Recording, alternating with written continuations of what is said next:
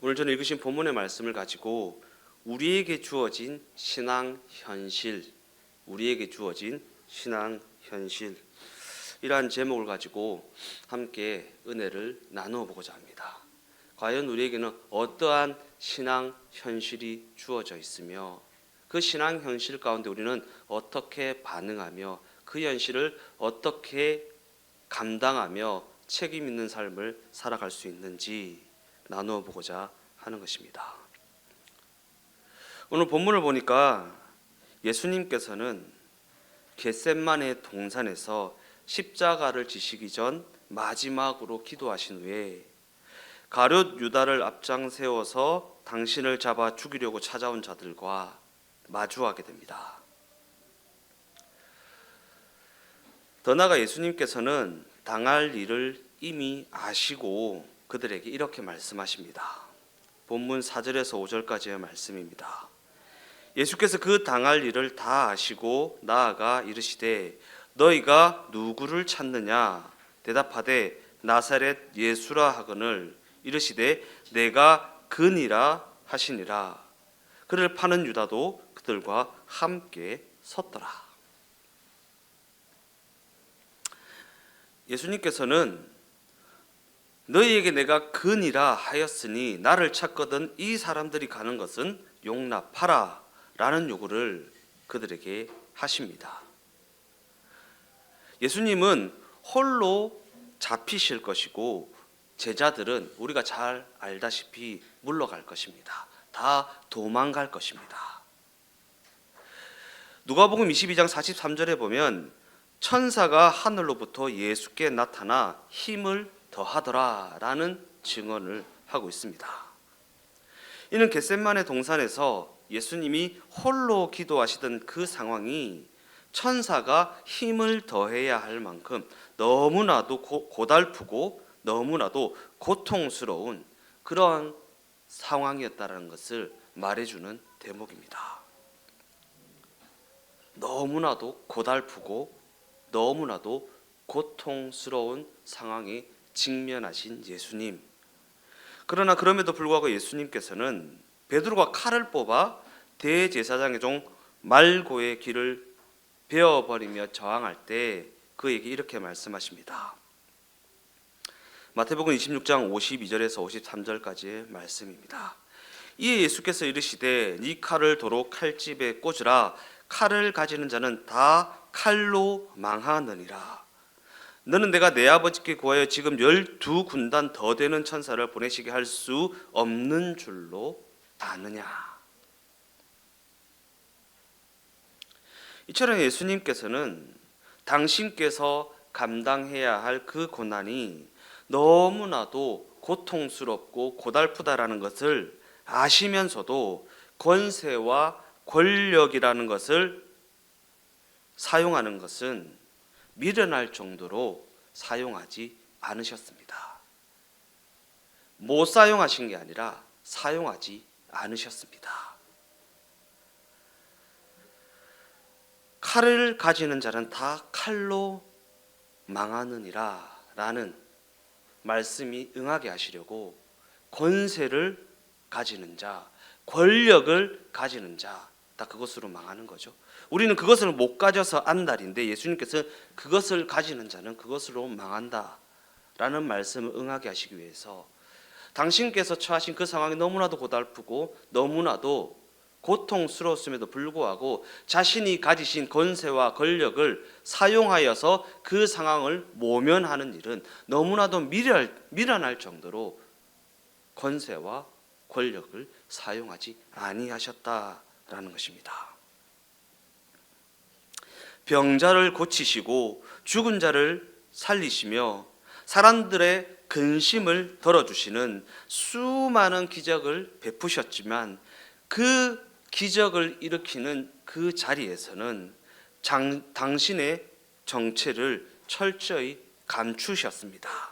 그러나 정작 당신을 사로잡아가는 그 자리에서는 내가 메시아다라고 말씀하시며 그 정체를 밝히 드러내십니다. 이 장면이 마가복음 14장에서는 매우 고조되는 모습으로 뭔가 혼란스럽고 또한 두려움에 가득 찬 모습으로 그려지고 있습니다.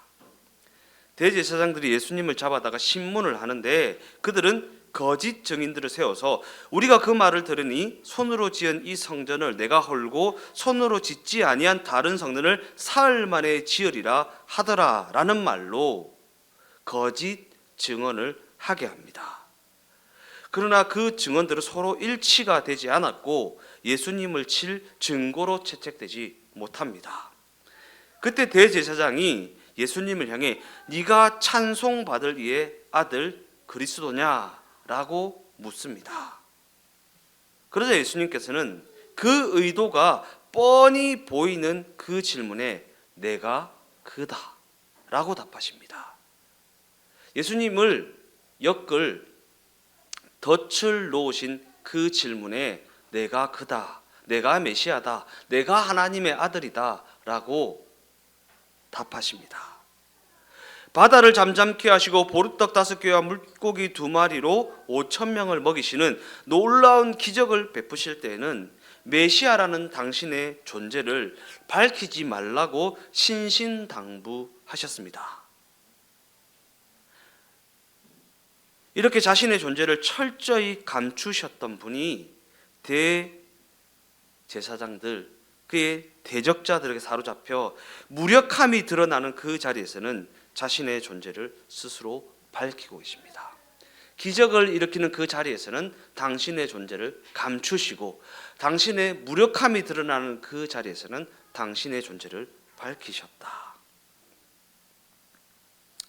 우리는 예수님이 기적과 권세가 나타나는 그 자리에서 자신의 존재를 드러내셨으면 그들이 예수가 그리스도이심을 더 잘 받아들이게 되고 좀 더 잘 이해하지 않았을까라는 기대를 하기도 합니다. 기적이 일어나는 현장, 병고침이 일어나는 현장, 수많은 근심이 들어지는 그 현장에서 예수님이 내가 메시아다, 내가 하나님의 아들이다, 내가 구원자다 라고 밝히셨으면 그들이 예수님이 그리스도심을 더 잘 받아들이게 되지 않았을까?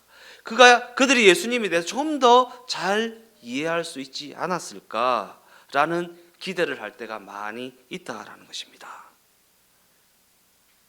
이는 우리가 기대하는 메시아가 죄인들을 심판하거나 정의를 실현하거나 그의 백성들을 성공에, 평안에, 행복에 안착시키게 하는 그러한 정도로만 이해하고 있기 때문입니다. 성경이 말하는 예수님의 그리스도 되심이 어떠한 의미를 가지는지를 믿는 것이 아니라 우리가 원하는 메시아를 찾고 있기 때문이라는 것입니다. 더 나아가 이러한 수준이 바로 우리가 구원자와 구세주에 떠올릴 수 있는 최대치이기 때문입니다. 구원자와 구세주에 대해 떠올릴 수 있는 최대치, 기적을 일으키시는 분, 문제를 해결하시는 분, 내 기도에 응답하시는 분, 내게 성공을 주고 평안을 주고 행복을 주시는 분, 그 정도가 우리가 하나님에 대해 떠올릴 수 있는 최대치이기 때문입니다. 세상 사람들도 하나님에 대해서는 그렇게 생각합니다. 문제에 봉착하면 아이고 하나님, 아이고 부처님, 이렇게 초월적인 존재를 찾는, 초월적인 능력으로 내 문제를 해결해 줄 존재를 찾는, 그 정도로밖에 하나님을 생각하지 못하는 그러한 어리석음이 우리에게 있다라는 것입니다. 그러나 성경은 오늘 이 사건을 우리에게 소개함으로 말미암아 그와 같은 우리의 기대와 우리의 인간적인 생각을 완전히 초월하게 만듭니다. 하나님에 대한 우리의 그 인간적인 생각, 우리의 인간적인 기대를 완전히 초월할 수 있도록 하고 있다라는 것입니다. 왜냐하면 예수님께서는 고난의 자리, 곧 그 심판의 자리에 서 계신 메시아로 우리에게 오늘 본문은 소개하고 있기 때문입니다. 그렇다면 예수님께서 서 계신 그 자리는 과연 어떠한 자리입니까? 예수님께서 서 계신 그 자리 말입니다. 우리가 기대하는 승부의 세계나 권력의 세계나 안심이 보장된 세계가 아닙니다. 우리가 기대하는 세계예요. 우리가 기대하는 실력을 가져서 높임받고 추앙받고 우러러보는 그러한 자리가 아닙니다. 우리가 원하는 권력의 세계가 아니고 우리가 기대하는 안심이 보장된 세계가 아닙니다. 인간적인 이해나 논리적인 납득 같은 것이 전혀 들어올 수 없는 그와 같은 문맥과 정황 속에서 예수님께서는 내가 메시아다라고 말씀하시는 것입니다. 원인을 제공해서 믿음을 도출해내는 것이 아닙니다. 믿을 만한 원인을 제공해서 믿어야 한다. 내가 구름 타고 왔지 믿어야 한다. 내가 죽은 자를 살렸지 믿어야 한다. 가 아닙니다. 그래서 믿음입니다. 그래서 믿음. 원인을 제공해서 믿음을 이끌어내는 것이 아니라 원인이 전혀 없습니다. 믿을 만한 건덕지가 전혀 없습니다. 심판의 자리에, 고난의 자리에, 고달픔의 자리에 서 계신 예수님입니다. 그 예수님이 믿어져야 됩니다. 그래서 우리가 예수가 믿어진 게 기적이라는 것입니다. 예수가 믿어진 게 기적이다. 병 고치는 예수님, 문제 해결하는 예수님, 나에게 행복을 갖다 주고 성공을 갖다 주고 권력을 갖다 주고 높아지게 만들어주는 예수님이 아니라 고난의 자리에 서 계신 예수님, 고통의 자리에 서 계신 예수님, 그 예수님이 메시아라는 것이 믿어져야 합니다. 그래서 믿음입니다. 그래서 오직 의인은 믿음으로 말미암아 살리라 라는 증언을 성경이 하고 있는 것입니다. 그러면서 예수님께서는 우리 성도들에게, 예수가 그리스도로 믿어진 성도들에게 이와 같은 길을 함께 걷자고, 나와 함께 걷자고 도전하고 계십니다. 하나님이 너희를 사랑하사 그 아들을 보내시고 구원을 베풀어 주셨다라는 말이 과연 무슨 의미인지 너희가 깨닫기를 원한다. 성육신과 십자가 사건에 담긴 하나님의 의도하심이 무엇인지 너희가 깨닫기를 원한다. 왜냐하면 이것이 바로 예수가 그리스도로 믿어진 성도들의 정체성이고 성도들에게 주어진 신앙 현실이기 때문입니다. 이 땅에서 우리가 감당해야 할 신앙 현실, 신앙을 가진 자들에게 주어진 현실, 신앙 현실이요. 신앙 현실. 그러한 관점에서 심판의 자리, 재판장 앞에 서 계신 그 예수님께서는 오늘 본문을 통해 우리에게 과연 어떠한 장면을 보여주고 계시는가? 어떠한 장면을 보여주고 계시는가? 예수님이 우리의 무지, 우리의 거부, 우리의 분노, 우리의 그 못난 짓에 우리와 함께 서 계신 장면을 보여주고 계십니다. 저 때려 죽일 대제사장들, 저 때려 죽일 가룟 유다가 아닙니다. 그 모습 속에 보이는 내 모습을 보셔야 됩니다. 심판장 앞에, 재판장 앞에, 고난의 자리에, 고달픔의 그 자리에 서 계신 예수님이 우리에게 무엇을 보여주고 계신가? 우리의 무지요. 하나님을 알아보지 못하는 무지, 우리의 거부요. 하나님을 거부하고 있는 우리의 그 못난 모습, 그 분노, 예수님에게 자신의 어떠한 기득권이 빼앗길까 봐 분노를 퍼붓고 있는, 자신이 원하는 것을 가지지 못하는 것 때문에 하나님 앞에 분노를 퍼붓고 있는 내 모습 말입니다. 그 못난 짓에 우리와 함께 서 계신 예수님을 보여주고 계시다라는 것입니다. 그 못난 짓을 감행하고 있는 우리와 동행하심으로 말미암아 우리를 구원하시는 장면을 보여주고 계시다라는 것입니다. 그 못난 짓을 하고 있는 우리와 동행하심으로, 우리와 함께 서 계심으로 말미암아 우리를 구원하시는 장면을 우리에게 보여주고 계시다라는 것입니다. 그런데 예수님께서는 그 자리에서 우리를 바꿔놓으려 하지 않으십니다. 우리를 꾸짖지도 않으십니다. 우리에게 폭력을 행사하거나 공포를 조장하지도 않습니다. 너 그러다가 어쩌려고 나한테 그러냐라고 하면서 우리를 꾸짖지도 않으시고 너 똑바로 해라라고 우리를 변화시키려고도 하지 않으십니다. 그 못난 짓을 감행하는 우리와 그저 동행하십니다.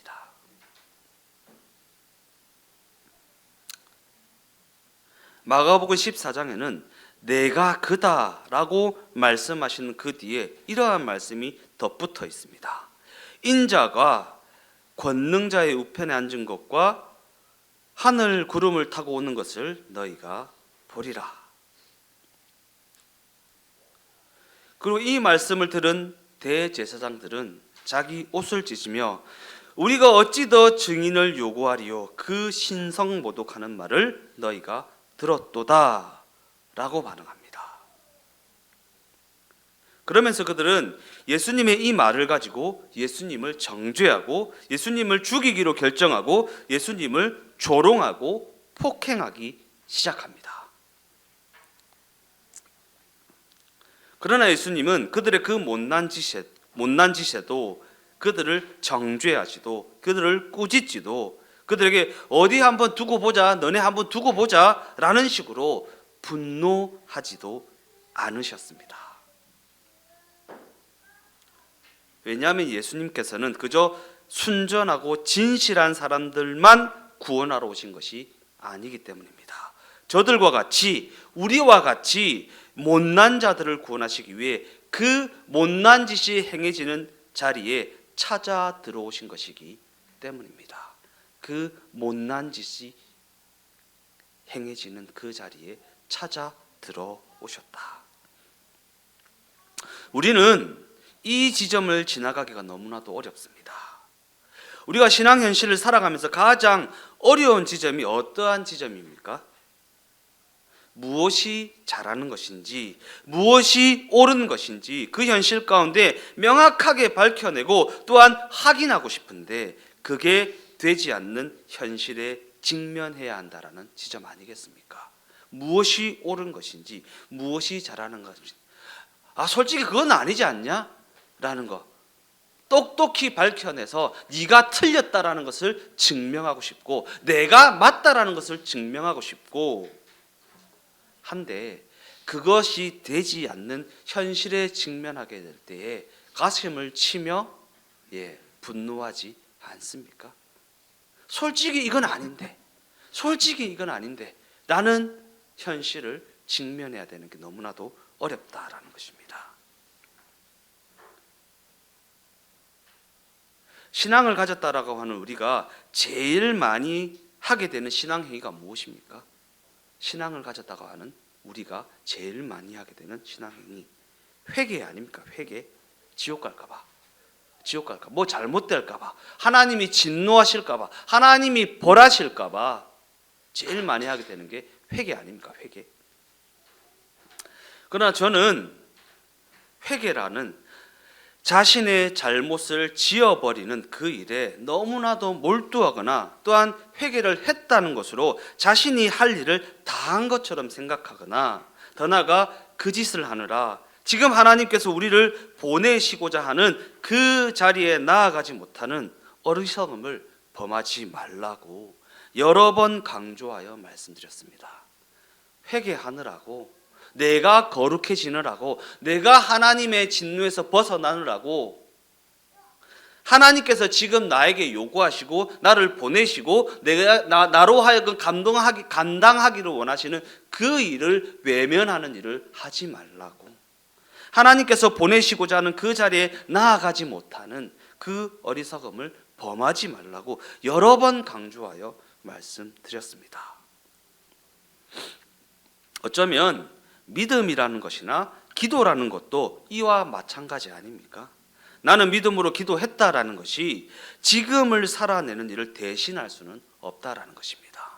내가 믿음으로 기도했어, 나는 기도했어 라는 것이 하나님께서 내게 요구하시는 일을 대신할 수는 없다라는 것입니다. 내가 기도했다라는 것이, 내가 헌신했다라는 것이, 내가 전도했다라는 것이 하나님이 지금 내게 요구하시고 나를 보내시고 내가 감당하기를 원하시는, 내가 책임을 가지기를 원하시는 그 일을 대신할 수는 없다라는 것입니다.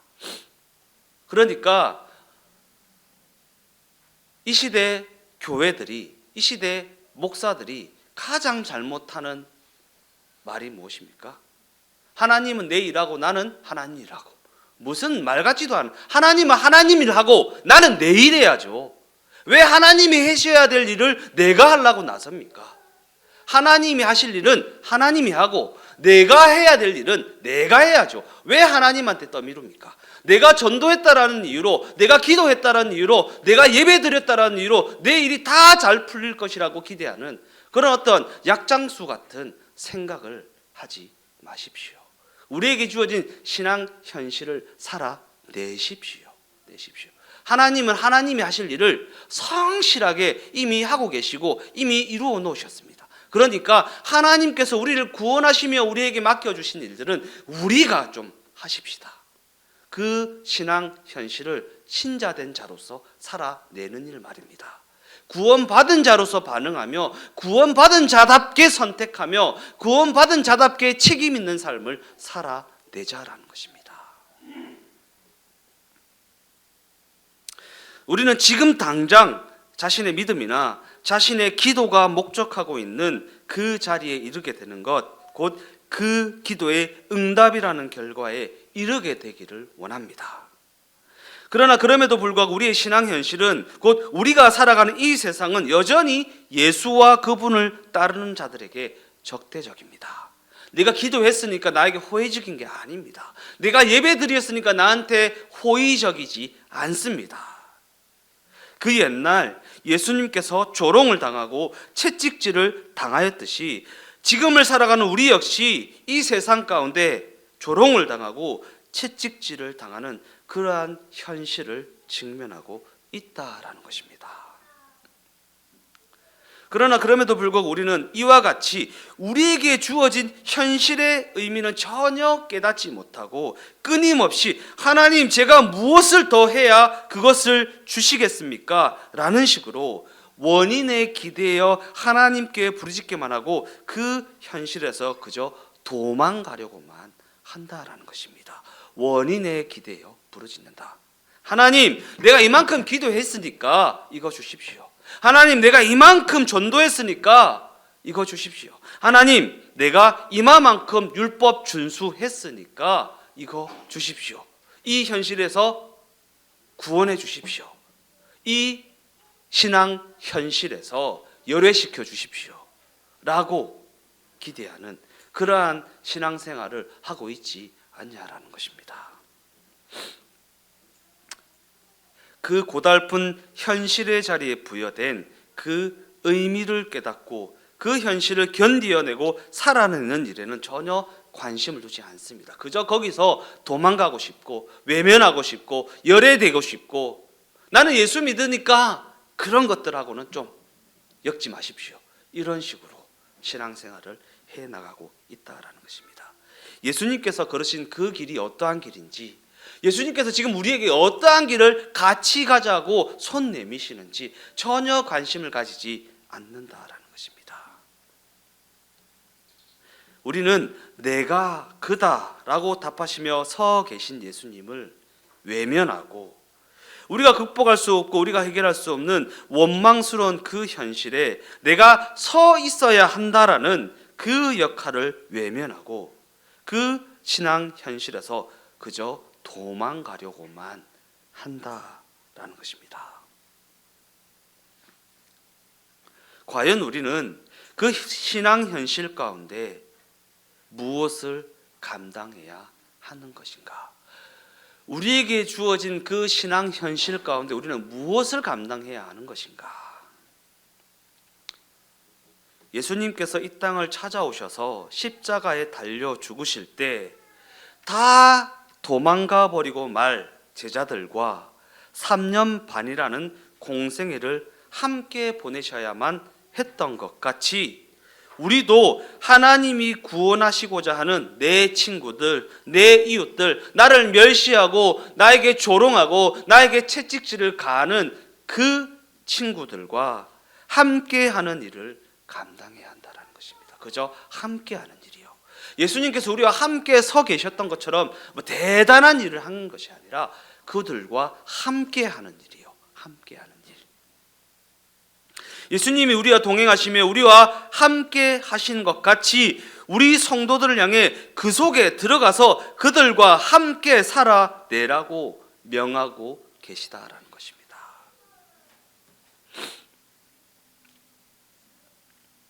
그럼에도 예수님께서는 그들의 못난 것과 그들의 몰이해와 그들의 무지 속으로 찾아 들어가되 그들을 교화시키려 하거나 그들을 굴복시키려 하지는 말라고 말씀하십니다. 그들을 굴복시켜서 봐봐, 내가 예수 믿으니까 내가 이기지, 예수 믿으니까 내가 더 강하지, 예수 믿으니까 내가 더 높지, 까불지 마라, 내가 예수 믿는 사람이다, 이렇게 하지 말라라는 것입니다. 그들의 아픔을 이해하고 품어주고 안아주고 그들의 그 고달픈 자리에 함께 있어주는 그러한 역할을 하라는 것입니다. 그러한 역할을 맡은 우리에게 예수님께서는 이렇게 말씀하십니다. 너희만이 빛이고 너희만이 생명이다. 그들이 너희의 향기를 맡게 하고 너희를 통해 소망을 보게 해라. 그럼에도 이는 신앙이라는 것을 가지고 어떠한 유난을 떨라는 얘기가 아니다. 내가 아버지와 하나인 것 같이 너희와 나는 하나이다. 내가 그들 앞에서 너희를 통해 생명과 진리와 운명에 대해서 증거할 것이다. 내가 너희와 함께 있는 내가 할 것이다. 그러니까 너희는 그저 그들과 함께 하는 일을 감당해라. 더 나아가 너희는 그저 문제 해결 등과 같은 너희가 원하는 것만 부르짖을 것이 아니라 그 신앙 현실을 살아내는 자들이 되라. 그 신앙 현실을 살아내는 자들이 되라. 결론적으로 말씀을 마무리하겠습니다. 마지막 만찬에서 예수님의 제자들 가운데 세베대의 아들 야고보와 요한은 예수님께 이렇게 아뢰입니다. 주의 영광 중에 하나는 주의 우편에 하나는 주의 좌편에 앉게 하여 주옵소서. 그러자 예수님께서는 그들에게 다음과 같이 답하십니다. 마가복음 10장 38절 상반절 말씀입니다. 예수께서 이르시되 너희는 너희가 구하는 것을 알지 못하는도다. 44절에서 45절 말씀 읽어보겠습니다. 너희 중에 누구든지 으뜸이 되고자 하는 자는 모든 사람의 종이 되어야 하리라. 인자가 온 것은 섬김을 받으려 함이 아니라 도리어 섬기려 하고 자기의 목숨을 많은 사람의 대속물로 주려 함이니라.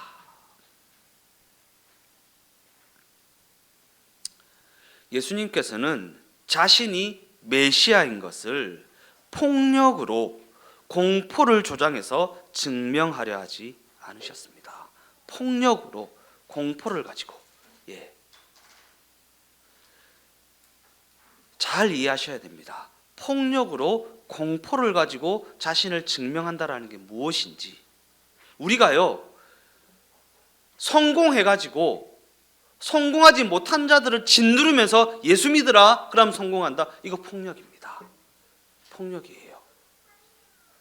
내가 잘 먹고 잘 살게 되어서 고난 가운데 있는 자들에게 나를 드러내며 예수 믿으라 그러면 니도 내처럼 될 수 있다, 이거 폭력입니다. 폭력이요. 그런 짓 하지 말라라는 것입니다. 그런 짓이요.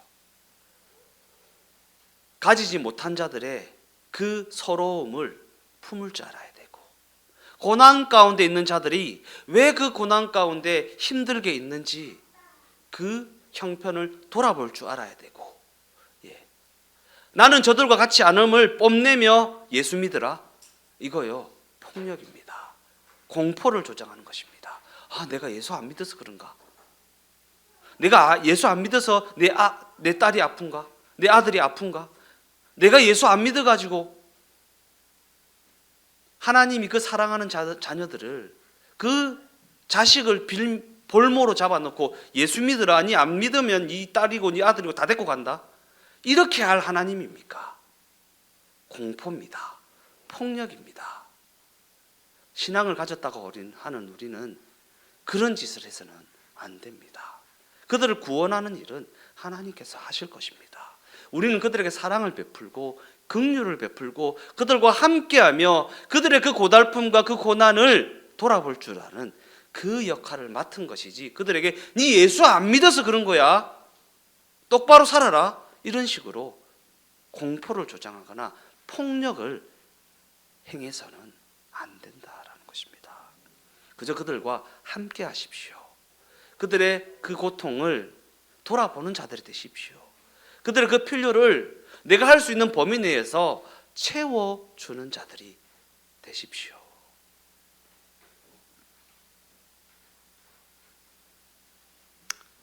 예수님께서는 자신이 메시아인 것을 폭력과 공포를 조장하여 증명하려 하지 않으셨다라는 사실을 잊지 마십시오. 그저 우리를 찾아오셔서 우리와 함께 하시는 일로 그 존재됨을 증명하셨다라는 사실을 잊지 마십시오. 임마누엘 하나님, 우리와 함께 하시는 하나님, 우리와 동행하시는 하나님, 그 동행하심으로 말미암아 자신이 구원자이심을 증명하셨다라는 사실을 잊지 마십시오. 그러면서 우리에게 이렇게 말씀하고 계십니다. 마태복음 16장 24절 말씀 다 같이 한번 읽어보겠습니다. 이에 예수께서 제자들에게 이르시되 누구든지 나를 따라오려거든 자기를 부인하고 자기 십자가를 지고 나를 따를 것이니라.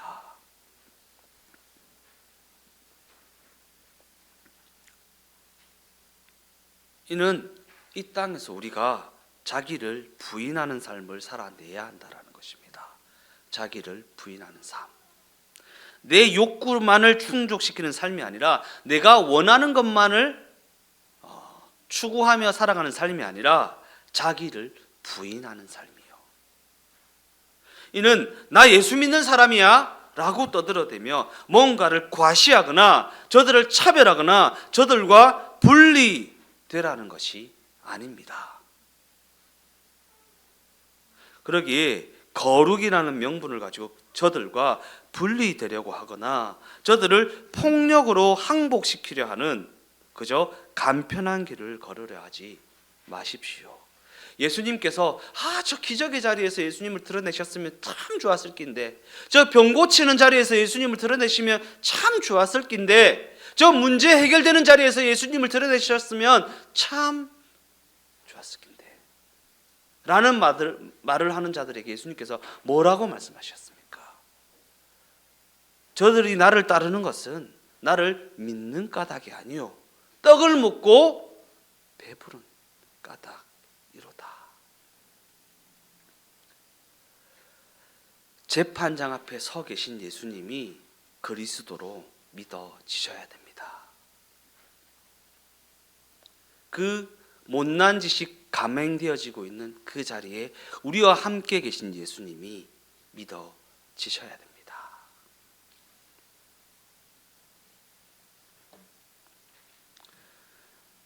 거룩이라는 명분을 가지고 하나님께서 함께 하라고 하는 저들과 분리되려고 하거나 저들을 성공이라는 병고침이라는 문제 해결이라는 폭력으로 항복시키려고 하는 그저 간편한 길을 걸으려고 하지 마십시오. 네 예수 믿으면 문제 해결된다, 네 예수 믿으면 병고침 받는다, 네 예수 믿으면 문제 해결된다 라고 하는 폭력을 행사하지 마십시오. 사람들은 예수님의 옷을 벗겨 홍포를 입히고 가시관을 엮어 그분의 머리에 씌우고 갈대를 그분의 오른손에 들리고 그 앞에 무릎을 꿇으며 그에게 유대인의 왕이여 평안할지어다 라는 말로 예수를 희롱하고 예수께 침을 뱉고 그 갈대를 빼앗아 그분의 머리를 쳤습니다. 그럼에도 예수님께서는 그 조롱과 그 폭력에서도 온전히 침묵하셨습니다. 그들에게 분노하지도 않으셨고 그들에게 보복하지도 않으셨고 그들을 포기하지도 않으셨습니다. 성경은 우리에게 이것이 우리에게 주어진 신앙 현실이고 그 자리를 지키는 것을 신앙 생활이라고 말합니다. 그 자리를 지키는 것이 신앙 생활이다. 예배당에 앉아서 거룩하게 점잖하게 앉아 있는 것이 신앙 생활이 아니라 그 신앙 현실을 그 신앙 현실이라는 자리를 지키는 것이 신앙 생활이라고 말하고 있다라는 것입니다.